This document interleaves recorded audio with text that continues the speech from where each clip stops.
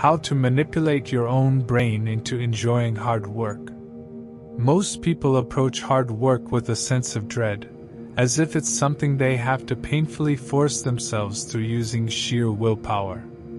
But what if I told you there's a way to completely reframe your relationship with effort? What if you could actually train your brain to crave challenging tasks the same way it craves entertainment or comfort? This isn't about motivational tricks or temporary hacks, it's about fundamentally rewiring how your brain perceives and responds to hard work. The secret lies in understanding that your brain isn't designed to enjoy hard work by default. Evolution programmed us to conserve energy and seek immediate rewards. But our modern world requires sustained effort for long-term gains, creating a constant battle between our primitive wiring and our ambitious goals. The good news? You can hack this system by working with your brain's natural mechanisms rather than against them. Let's start with dopamine, your brain's built-in motivation system.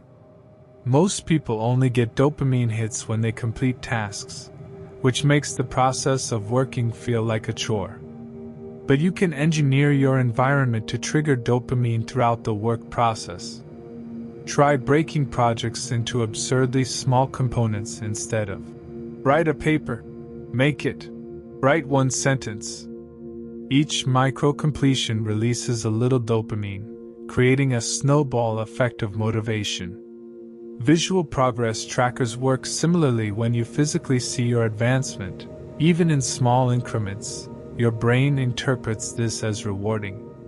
The most powerful reframe you can make is changing how you interpret the feeling of resistance itself. That mental discomfort you feel when facing a challenging task? That's actually your growth signal. Elite athletes learn to love the burn of physical exertion because they associate it with improvement. You can do the same with mental exertion. When you feel that resistance, instead of shrinking from it, lean in and tell yourself, "This discomfort is proof I'm leveling up." Over time, you'll condition yourself to associate hard work with positive feelings rather than avoidance. Another potent strategy is to turn your work into a compelling narrative. Our brains are wired for story. We remember information better when it's part of a narrative structure. Assign yourself a heroic mission. Instead of, "I need to study for this exam," frame it as, "I'm training to become a master of this subject." Create artificial stakes and challenges to make mundane tasks more engaging. Set a timer and race against it, or imagine future you looking back with either pride or regret depending on whether you did the work today. The holy grail of productivity is achieving flow state, that magical zone where you're completely absorbed in your work and time seems to disappear. You can engineer these states by carefully matching the difficulty of your task to your skill level. Work that's too easy bores us, while work that's too difficult overwhelms us. The sweet spot is about 4% beyond your current ability, just challenging enough to be engaging without being discouraging.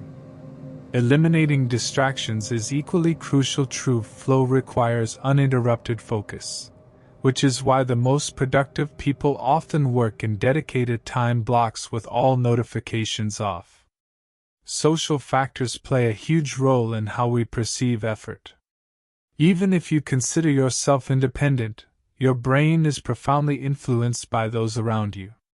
This is why accountability partners work so well. When we know someone else is watching our progress, we're more likely to follow through.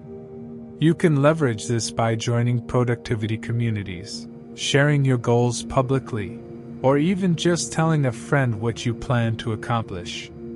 Watching or listening to highly motivated people can also be infectious. Their energy and work ethic can subtly reprogram your own standards.